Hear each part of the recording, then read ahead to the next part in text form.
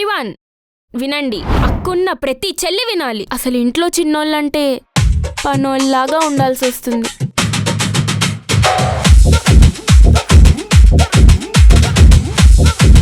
ఆఖరికి నేను వేసుకున్న బట్టలు కూడా నీవే.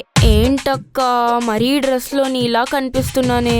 ఈ రోజు నుండి తిరగబడండి, చెల్లెళ్ళ పోరాటం మొదలు పెడదాం. ఎక్కిళ్ళు వస్తున్నాయేంటి? ఎడమకన్నా అదురుతుందేంటి? కన్ఫర్మ్గా ఏదో తలనొప్పి రాబోతుంది. అక్కా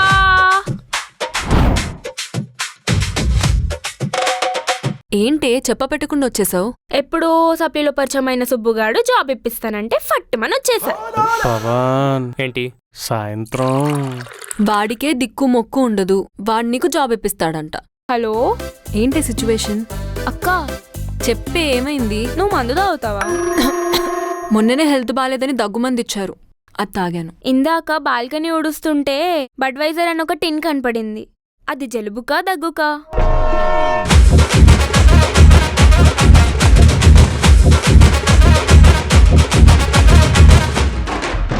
ఏంటి భయ్యా ముఖం మురిసిపోతుంది? ఇంట్లో పెళ్లి సంబంధాలు చూస్తున్నారు. ఇక్కడే జాబ్ కొడుతున్నా, ఊర్లో ఎక్కిరిచ్చిన ప్రతి నోరుని మూయిస్తున్నా.